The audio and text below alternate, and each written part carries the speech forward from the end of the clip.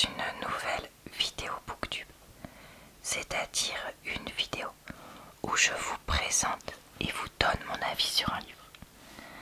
Aujourd'hui, je souhaite vous parler du roman thriller suspense psychologique The Last One at the Wedding, traduit en L'invité de dernière minute, de Jason Rekulak, dont j'avais déjà lu un livre parce qu'il a écrit Hidden Pictures, que j'avais lu et dont je vous avais parlé sur cette chaîne.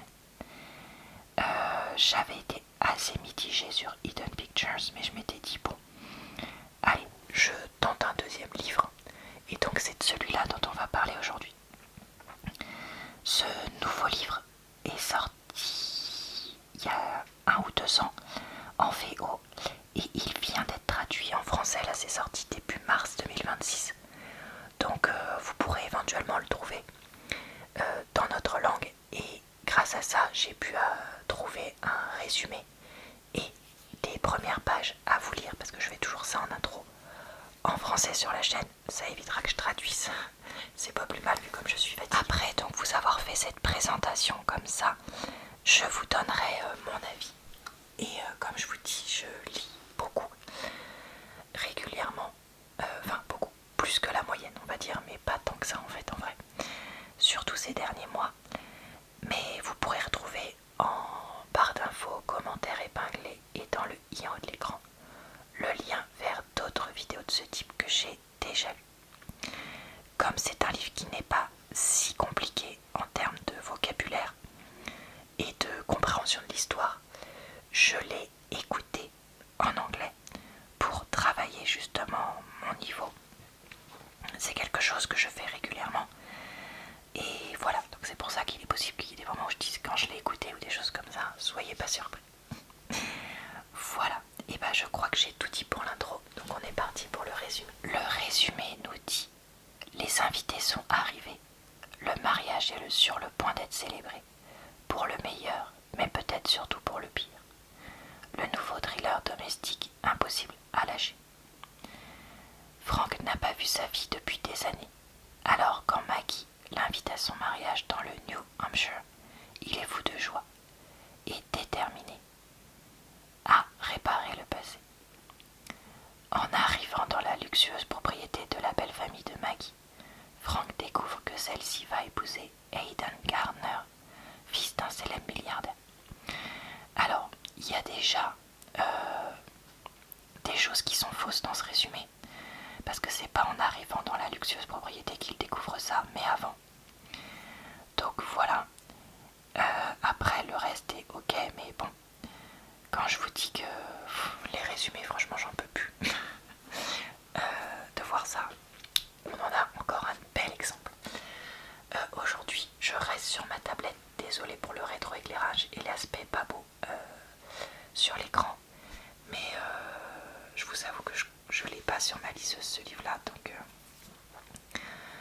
là j'ai pas spécialement envie, juste pour la vidéo, de faire ça, donc tant pis. Passons à la lecture d'un extrait.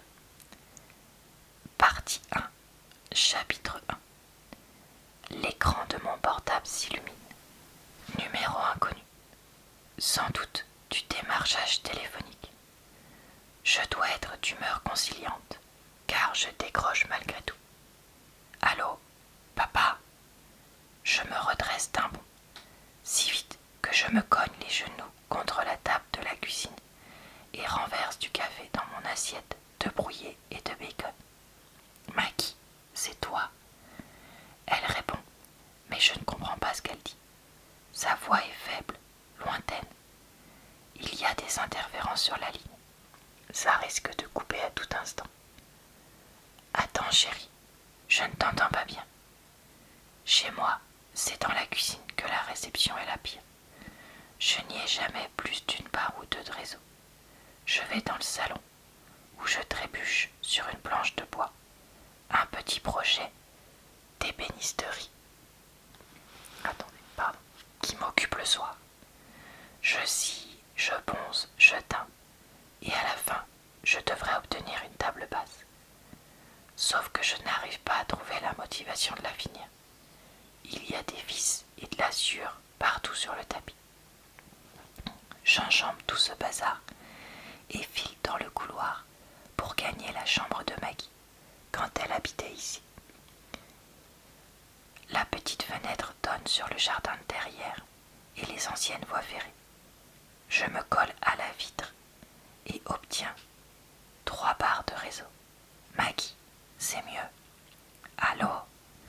Elle me semble encore à 1 000 000 de kilomètres, comme si elle appelait de l'étranger, ou d'une cabine perdue dans la nature sauvage, ou du coffre d'une voiture abandonnée, planquée au fond d'un garage souterrain. Papa, tu m'entends? Est-ce que tu vas bien? Papa, allô? Est-ce que tu m'entends? Le téléphone plaqué contre l'oreille, je lui hurle que oui, je l'entends. Où es-tu? Tu as besoin d'aide?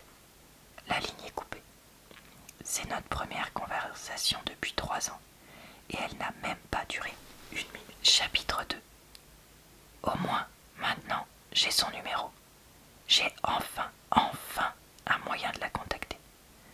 Je presse la touche de rappel et la ligne sonne occupée. J'essaye encore 2 fois, 3 fois, 4 fois. Toujours occupée. Parce qu'elle est en train de m'appeler. L'excitation fait trembler mes mains. Je m'oblige à ne plus appuyer sur les touches et à attendre que mon portable sonne. Je m'assieds au bord du lit et observe d'un œil impatient la chambre de ma vie. Toutes ces affaires sont encore là. Je ne reçois jamais personne à dormir et je n'ai eu aucune raison de m'en débarrasser. Ces posters de l'époque du lycée sont toujours scotchés au mur. One Direction, les Jonas Brothers et l'affiche d'un paresseux suspendu à un arbre. Sur une étagère, des coupes et des médailles sont exposées, des peluches sont empilées dans une grande panière en osier. En général, la porte de sa chambre reste fermée et j'essaye de ne pas y penser. Mais de temps en temps, plus souvent que je ne veux bien l'admettre, je viens m'installer dans son fauteuil poire et me remémore les jours heureux où nous formions une famille tous ensemble. Colline et moi, qui nous serrions dans notre lit double, Maggie qui venait se blottir entre nous, et nous 3 qui rions aux éclats en lisant Bonne nuit, petit gorille. Mon téléphone vibre. Numéro inconnu, encore. Papa, c'est mieux. Je l'entends avec clarté maintenant, comme si elle était assise en face de moi dans son pyjama du roi lion, prête à aller au lit. Maggie, tu vas bien? Oui, papa, tout va bien. Où es-tu? Chez moi, dans mon appartement, à Boston. Et tout va très bien. J'attends qu'elle poursuive, mais elle se tait. Elle ne sait peut-être pas par où commencer. Moi non plus d'ailleurs. Combien de fois ai-je imaginé ce moment? Combien de fois ai-je répété cette conversation sous la douche? Elle arrive enfin, et tout ce que je trouve à bafouiller c'est « Tu as reçu mes cartes ?» Parce que je lui en ai envoyé des tas pour son anniversaire, pour Halloween, et même sans raison particulière. Toujours accompagné de 10 ou 20 $ et d'un petit mot. Voilà, passons maintenant à mon avis. Alors, qu'ai-je pensé de ce livre? Eh bien, je vais être très claire, je ne l'ai pas aimé. Donc, pourquoi? Parce que quand tu regardes sur internet, tu as des milliers d'avis très positifs. Donc, qu'est-ce qui ne me va pas? Eh bien, ce qui ne me va pas, c'est la personnalité de Frank, la façon dont le livre est écrit et le public visé. En fait, ce livre est très critique d'un certain nombre de choses. C'est-à-dire que Frank nous est présenté dès le début comme un homme, un vrai, un bon américain qui a un travail honnête. Il a fait l'armée et maintenant il travaille pour UPS, qui sait faire des choses de ses mains, mange du bacon et des œufs brouillés le matin,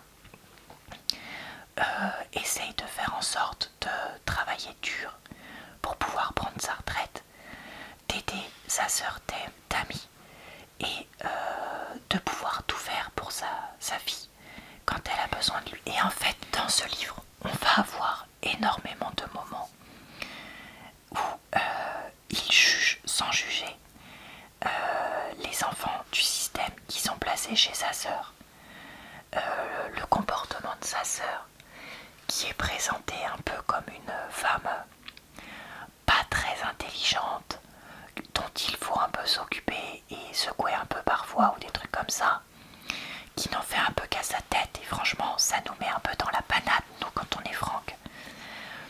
Après,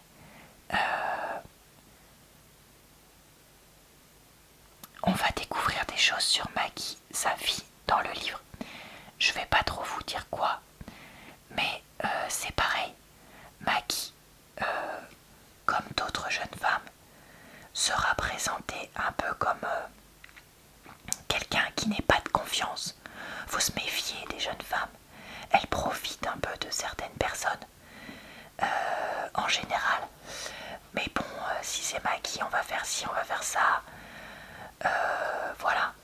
Et c'est vrai que, franchement, ça m'a été assez insupportable. Je vais pas vous le cacher. Parce que ce côté sexiste, sans l'être vraiment clairement, anti-jeune un peu, sans l'être vraiment clairement, contre les personnes un peu artistes à juger, contre les riches, enfin bref, plein de choses. J'ai eu énormément de mal. Et en fait, je me suis dit, mais pourquoi est-ce que moi je lis un livre? Je lis un livre pour me changer les idées. Ça me changeait pas les idées. Je lis un livre pour me faire réfléchir. Ça me faisait pas réfléchir. Pour découvrir d'autres choses. Mais je sais déjà qu'il y a plein de cas comme Franck en fait en Amérique. Et en fait, je me suis rendu compte que ce livre avait été écrit, je pense, pour le mec lambda, blanc, hétéro, de la classe moyenne, avec un boulot lambda, qui aime les vraies valeurs, comme ça, un peu de l'Amérique, et qui probablement vote une certaine personne à la Maison Blanche, etc. etc. Et c'est vrai que quand je repense à son premier livre que j'avais lu, je me rappelle que j'avais pas du tout aimé la façon dont le personnage jeune, féminin, etc. avait été écrit. Et qu'il y avait aussi, pareil, du racisme, plus ou moins pas caché en fait. Et donc, bah ouais, en fait, je crois que tout simplement, même si c'est très populaire, les livres de Jason Rekulak, c'est pas pour moi. Parce que moi, je suis pas d'accord avec ça. Et que je suis pas le public visé. Et que la façon dont on caractérise certaines personnes, notamment les femmes jeunes, ça me va pas du tout. Alors je suis une femme, je suis plus si jeune. Mais quand même, ça me va pas du tout. Et franchement, je suis un peu écœurée de voir tous ces avis si positifs. Et pour ce qui est de l'histoire en elle-même, franchement, j'ai trouvé ça ridicule du début à la fin. Et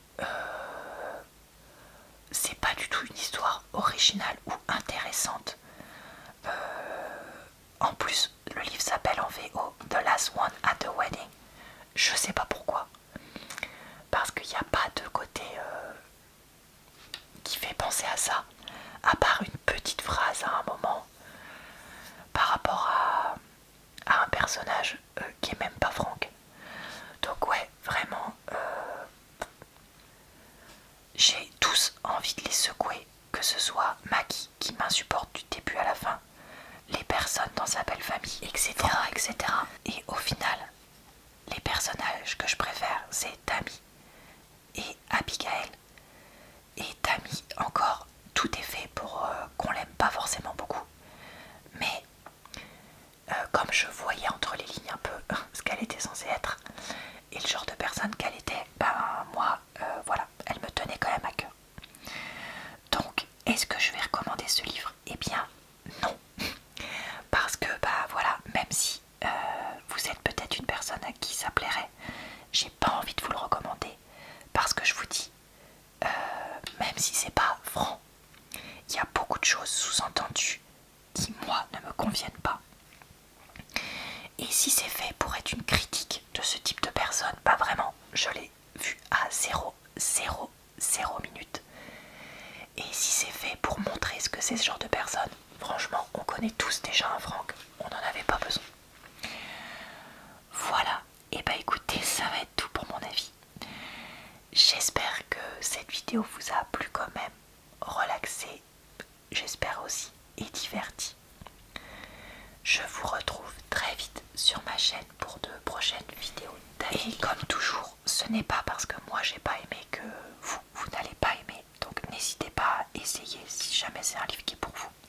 Et si vous l'adorez, ben, tant mieux pour vous. Vraiment, chacun sa vie.